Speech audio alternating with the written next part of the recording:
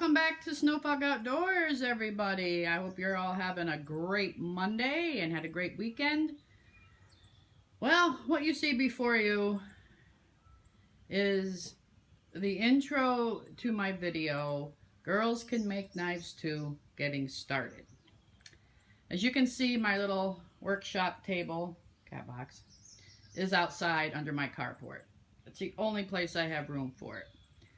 So I've had a lot of amazing inspiration on making knives and, you know, everything that goes along with it. Tom Chitwood, he's just doing amazing work. And he started out just reprofiling Old Hickory butcher knives into custom Gephardt knives. His work is just outstanding. I don't think I'll ever get to be as good as him, but I'm going to give it a shot. Tom, stand by, because I'm probably going to need a lot of guidance here. And another person, Jake, at Dark Wolf Knives. I got my very first custom knife from Jake, and I absolutely treasure it. He has been a lot of inspiration. And every knife maker on YouTube. But most recently, I have to say that I have truly been inspired by Chris of Carolina Chris Outdoors.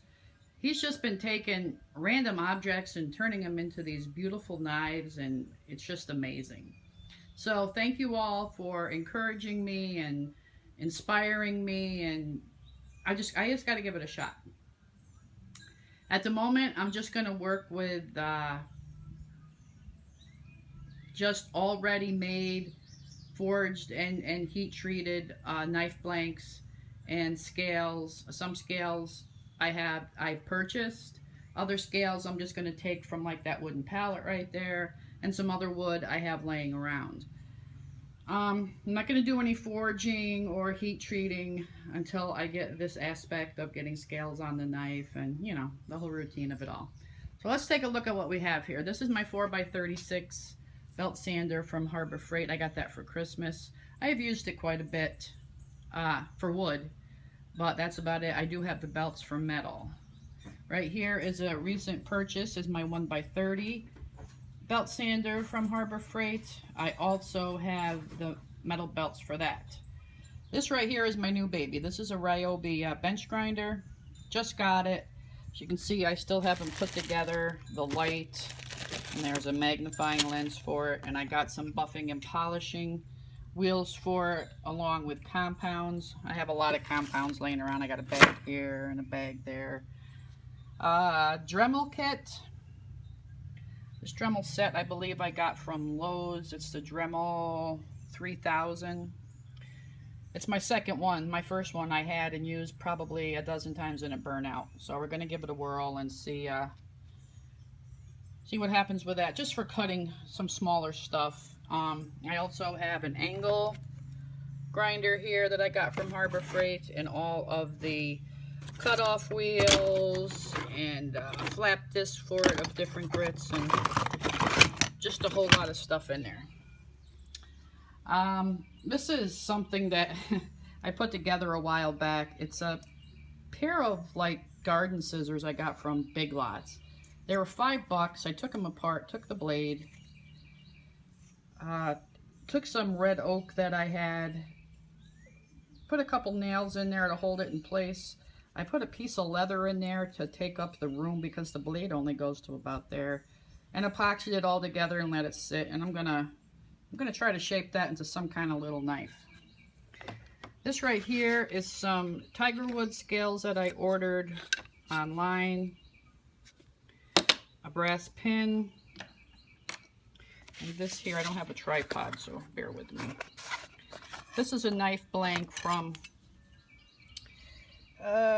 Green River Knife Works. High carbon steel. It's thin, but I am thinking it's going to make an awesome neck knife. I'm going to put these scales on it with the brass pin, and that is going to be finding a new home.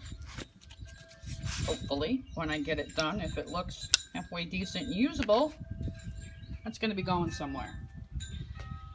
Alright, let me take you into the gear dome here. I do want to show you one other thing. Pardon the mess, I had to get all my tools out. Whoops.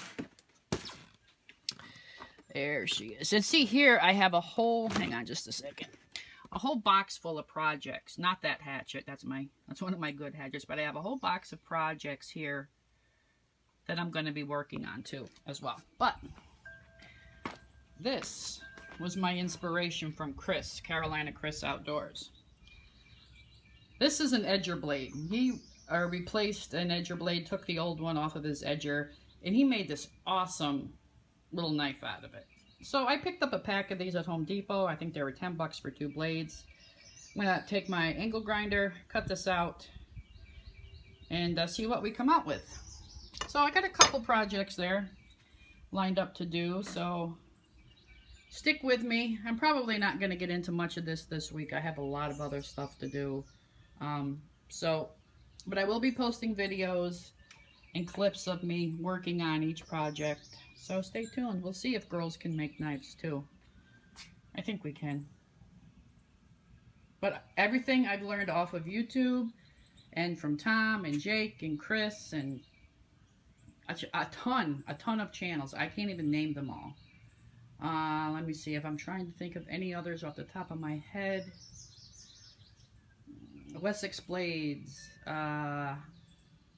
There's a ton.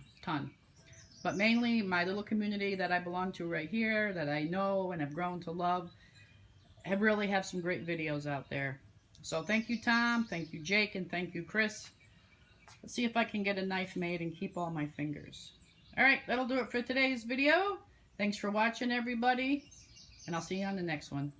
Have a great day. Bye.